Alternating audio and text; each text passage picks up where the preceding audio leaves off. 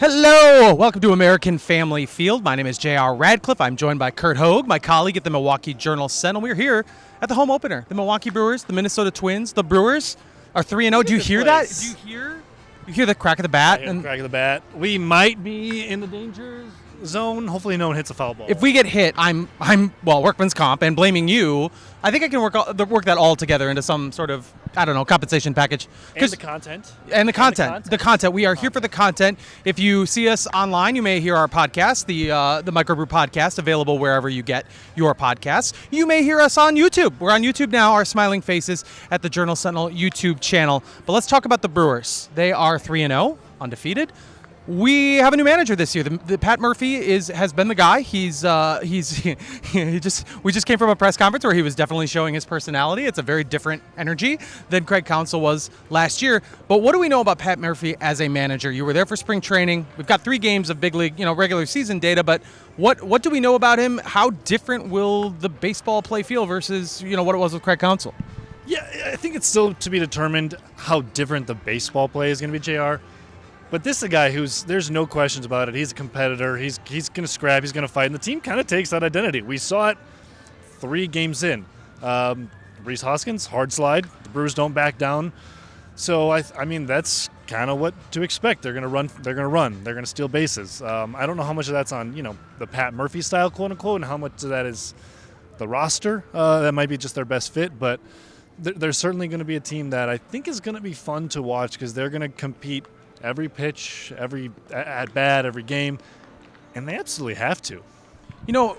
We talked about this actually at that press conference, the level of speed that this team has. 8 stolen bases in that series, so they were tied for the big league lead after 3 games with 8 stolen bases. Bryce Terang had 4 of them.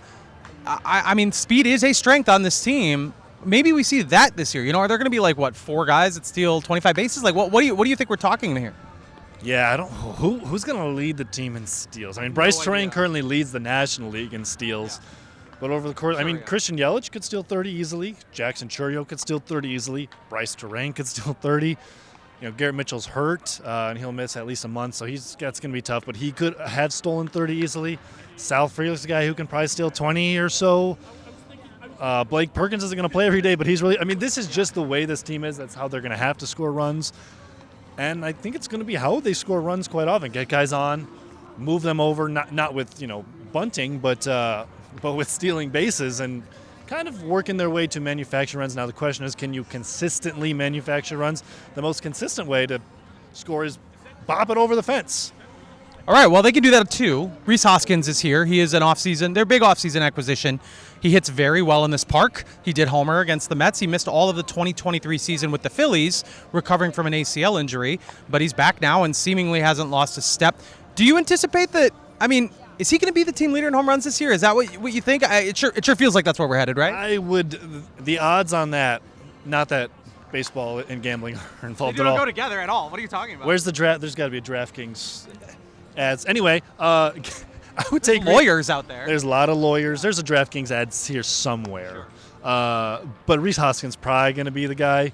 Those odds would not be very long for him to lead. Christian Yelich homered in the first game, and maybe there's 25 homer potential back in his bat again this year. William Contreras is a guy who might have the most raw power on the team, but there's still some fine tuning for his swing to consistently get home runs out of it. Where dingers are what Rhys Hoskins does. Yeah, absolutely. That's what he does. Yes, he is not. We love Rhys Hoskins. The speed, he's not part of that group. He's not part of the speed group, but that's all right. That's all right.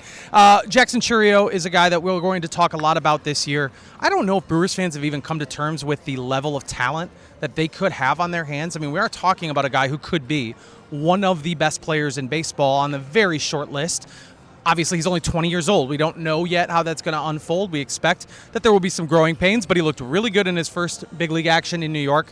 What have you seen so far from him? What do you expect from him? And when is it going to click for fans that, this is the real deal Jackson Chourio? Well, if he homers today, that might help.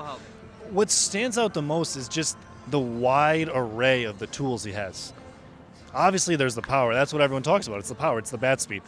But the foot speed, it's incredible. He ran a 4-second flat on that Sunday game in New York from home to first, which is remarkable from the right side. So Jackson Chourio, I mean, like, they talk about 5-tool guys, and not only is he a potential 5-tool guy, but all those tools might be plus. They might be at the top of the scale. So just a really electric, exciting player who absolutely looks like he fits. Now there's going to be some valleys that go along with the hills, or maybe more mountains with him. Yeah.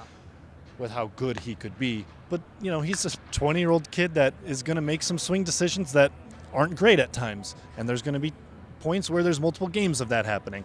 So you kind of just have to ride it through. And at the end of the year, it's probably going to be a pretty good package. Yeah. All right, let's talk pitching real quick. The pitching staff is unique. You're not talking about Corbin Burns, Brandon Woodruff, Freddie Peralta. We're not talking about a big three. We're not talking about workhorses in general. Wade Miley is injured. There's going to be a lot of guys in this rotation that people have not heard of. We already saw DL Hall over the weekend. We're going to see Jacob Junis in this series. We're going to see Joe Ross in this series. Those are new names for people. And I think the whole shape of the pitching staff has changed a little bit too. So what would you tell people if they're just now parachuting in to try to learn about this version of the Brewers pitching staff? It's going to be different. Yeah. Not only different from last year, but it's going to be different night to night. We saw Freddie Peralta's great opening day start. And then the next day, the starter went 4 innings. And then the next day, Colin Ray gave a more traditional 5-inning start. And then one guy threw 3 innings out of the bullpen. So with not only Devin, the guys that are gone, Corbin Burns is gone, Brandon Woodruff's not pitching this year. They don't have Wade Miley or Devin Williams right now either.